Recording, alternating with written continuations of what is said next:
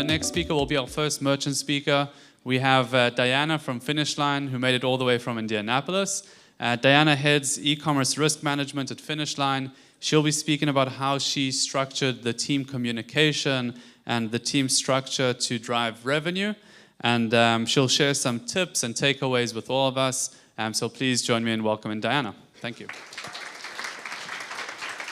Hello. Well, thank you very much. And first of all, thank you, Riskified, for organizing this amazing event. And thank you for having us here. I think I'm having a great time, so I hope you do as well.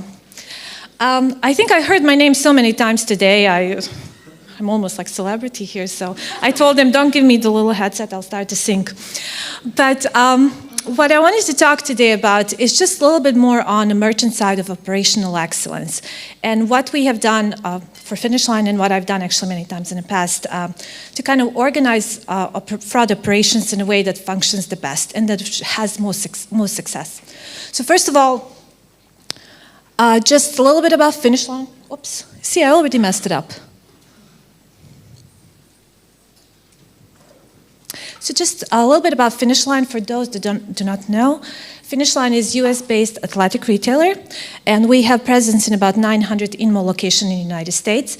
We are also part of JD Sports Company, which is a UK-based athletic retailer, but they have presence in about 17 different countries in the world, and digital as well as store.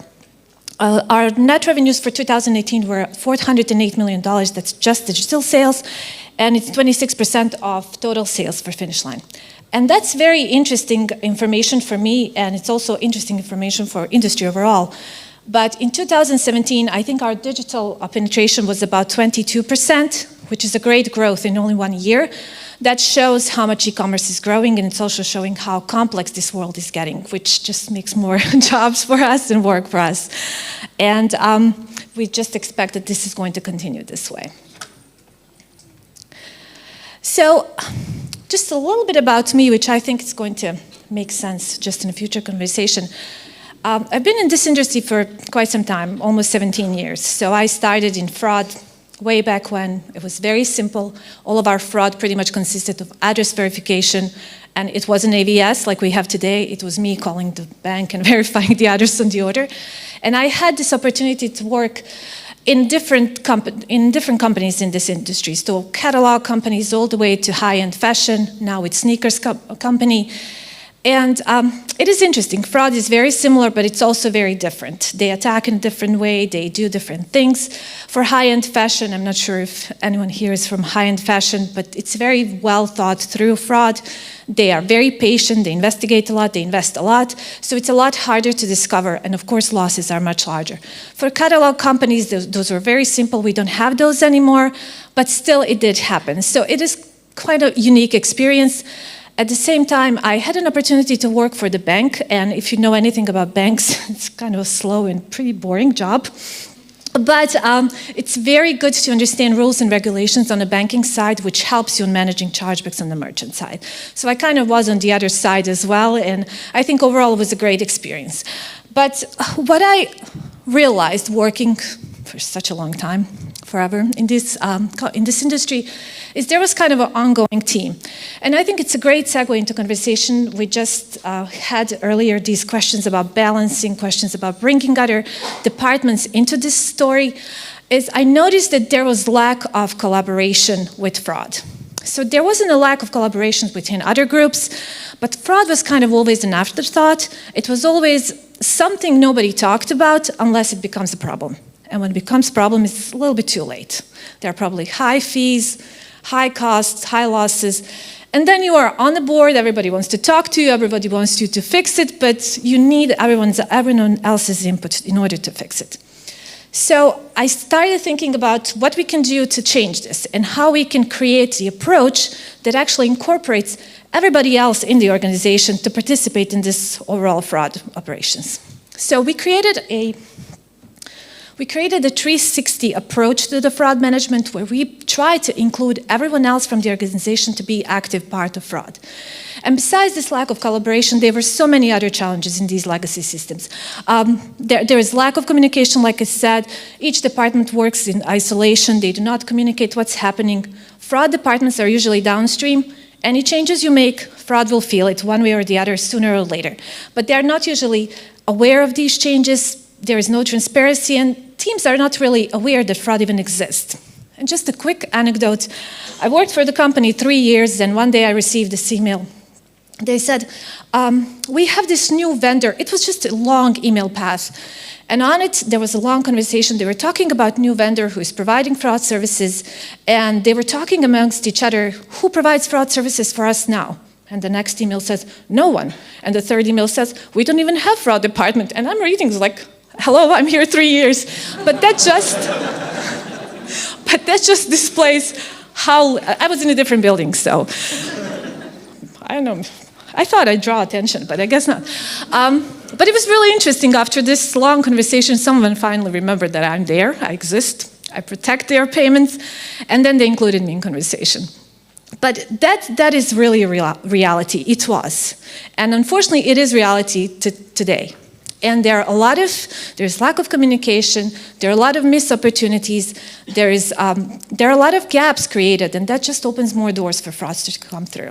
So, I kind of got tired of it, and I like attention, so I like to be visible. So what we have done, we created, as I said, this 360 approach where fraud operations consist of four parts. So these are not for teams, not even for people, but these are four parts of fraud process that actually brings everyone in, makes sure they collaborate, and make sure that all available resources, or as many available resources, are used in the process. So we created fraud prevention, fraud investigation, fraud reporting and analytics, and fraud strategy. So this is how we started assembling the team. You have to identify who has the biggest stake or most value into what part of this process. So who in fraud prevention, or what department in your organization can participate actively in your fraud prevention? Besides using this great vendor, fraud prevention, Riskified, we also had to identify who else in your organization has stakes in making sure the fraud prevention works well, and who has resources that can help you organize this fraud prevention the best. Then the information from fraud prevention feeds into investigation, who for investigation can participate. And I think you earlier mentioned the financing department. They usually have stakes in chargebacks, so we included them in fraud investigations. They see chargebacks, they know what's going on, they can give us trend or anything they notice. We in Finish Line are lucky enough to have analytics and reporting group that is amazing. So we use their resources for our analytics and reporting needs. And then all of these information we actually use in our regular planning. So we meet on a regular basis. We're not waiting for fraud to happen. We're not waiting for fraud rings to hit to sit down and talk about it. We actually meet once a month.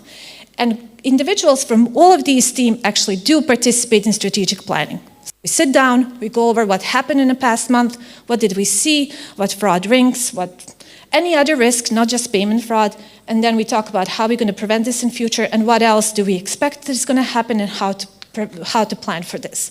So these are just the regular strategic planning meetings. They go sometimes well, sometimes better, but it sounds very complicated. And truth is, fraud is extremely complicated. It's very complex, and it does take a lot for everyone to participate and everyone to come up with a great solution to handle this. But if you think about it, it is not just my responsibility.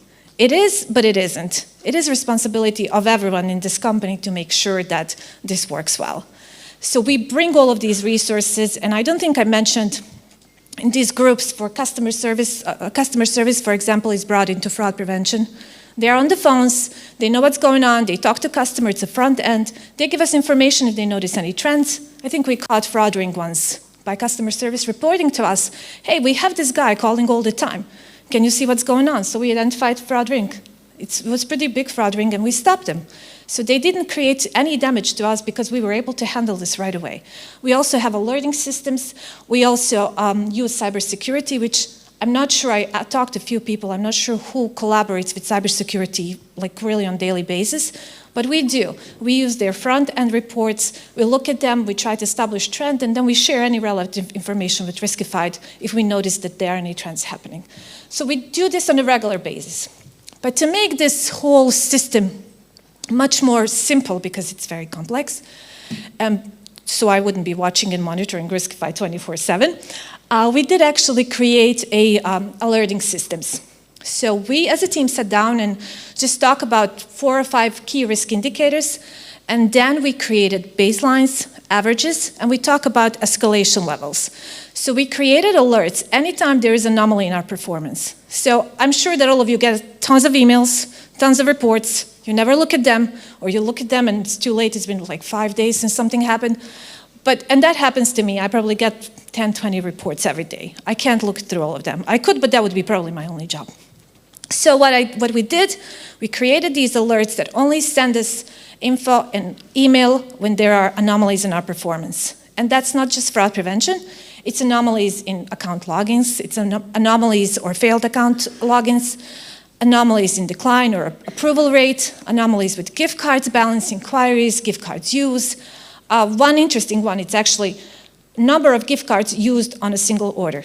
So if there is a certain number of gift cards used on only one order, that tells us there may be something going on. Or number of gift cards per IP.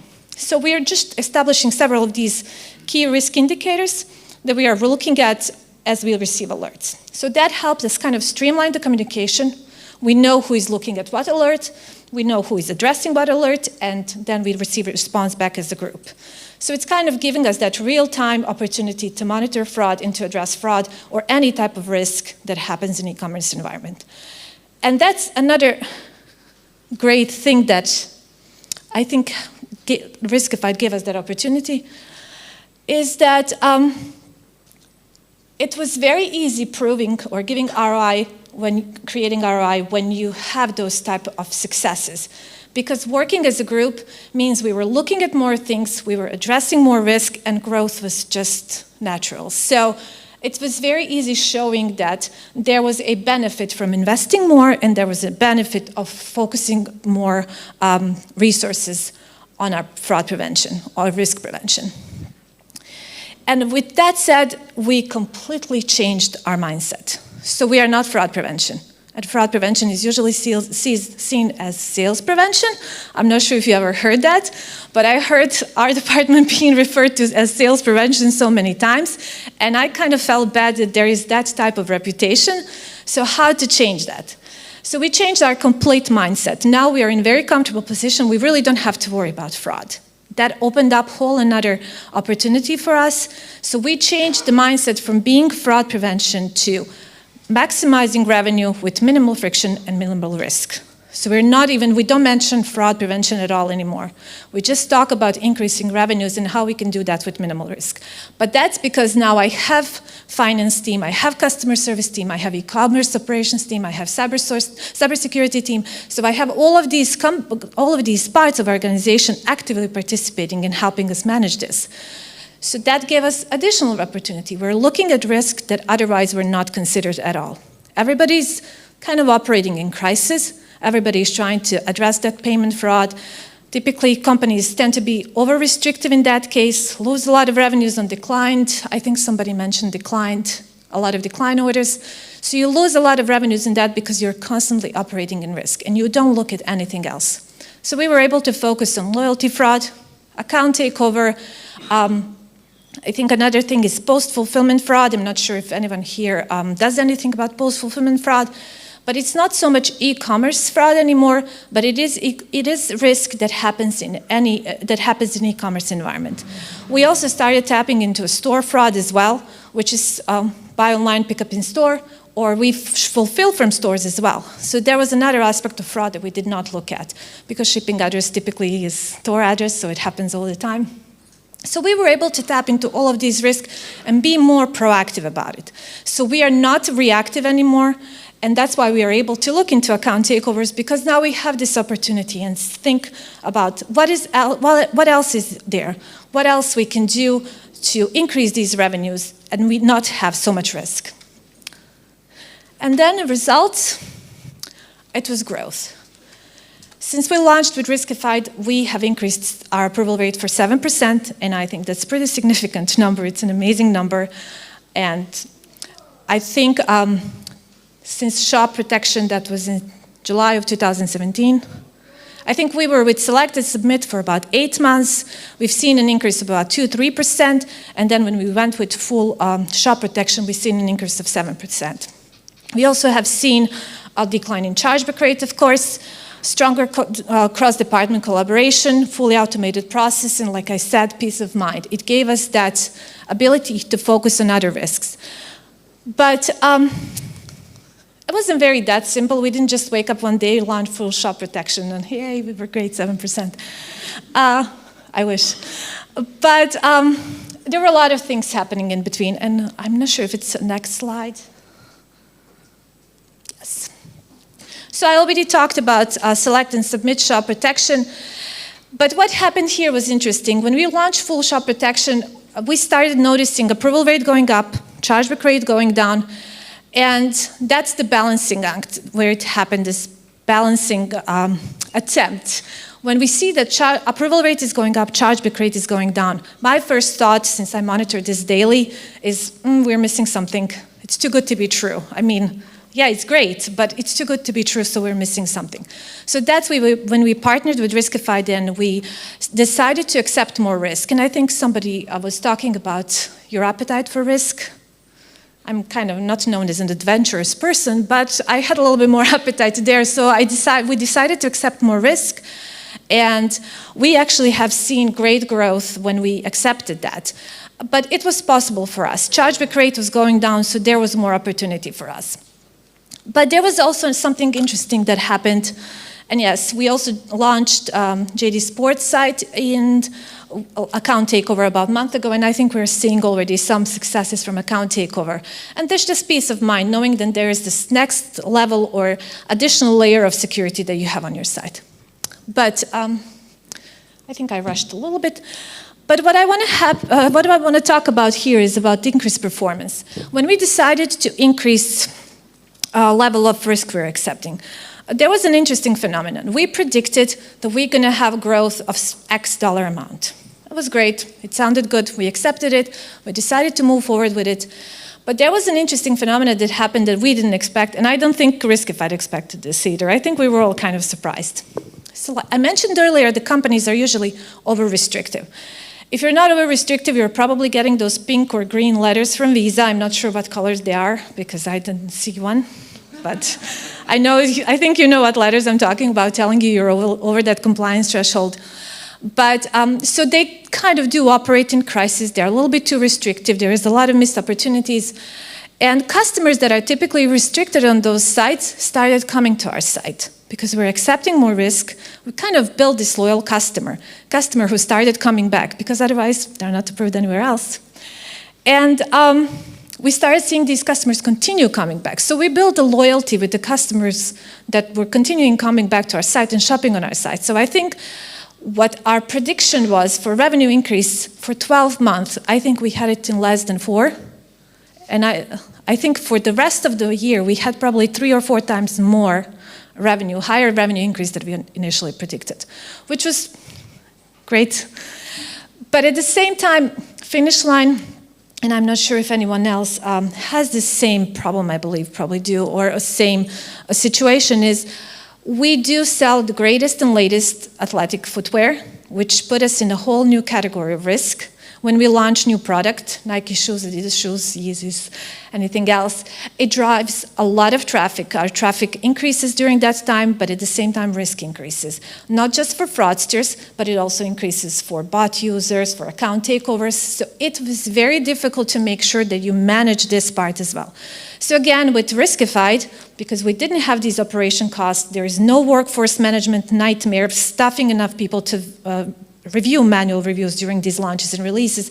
It kind of gave us better insight and gave us better opportunity to release these orders and fulfill them sooner, which I think is also another way to stay competitive in this environment. Right now, we have all these companies, some big companies out there, that are completing shipping, fulfilling, delivering within 24 hours. You have to stay competitive. So this was a way for us to do that. And I wanted to say that usually, as a takeaway for everyone, usually in this industry, we are all competitors. Some of us are direct competitors. But I think we are in a little bit unique position because as fraud department or fraud professionals, we are more of a partners. And I think all other departments in our companies are probably competing with one another, but we should be partnering more. Not just partnering more with each other, within organization, partnering with vendors, but I think we should all partner more in kind of combating this problem. Because it's not just my problem, it's not just your problem, it's everybody's. Because if they don't get through on your side, they will try on ours. If they don't get through on our side, they will try on something else. And once they exhaust those options, they're going to come up with some new way to create that damage. And we know they communicate, they share information. Darknet is full of disinformation they share. So I think we should just all partner better, be more creative, and kind of be more adventurous to accept these new solutions. Because when we accept these new solutions and we test them with our vendors, then I think that gives them more credibility in getting more customers, getting other people or issuers to participate, like you talked earlier about. So I just think it's kind of a theme of this entire event, more partnership, more collaboration to kind of increase and find way better ways to handle this risk. Any questions? I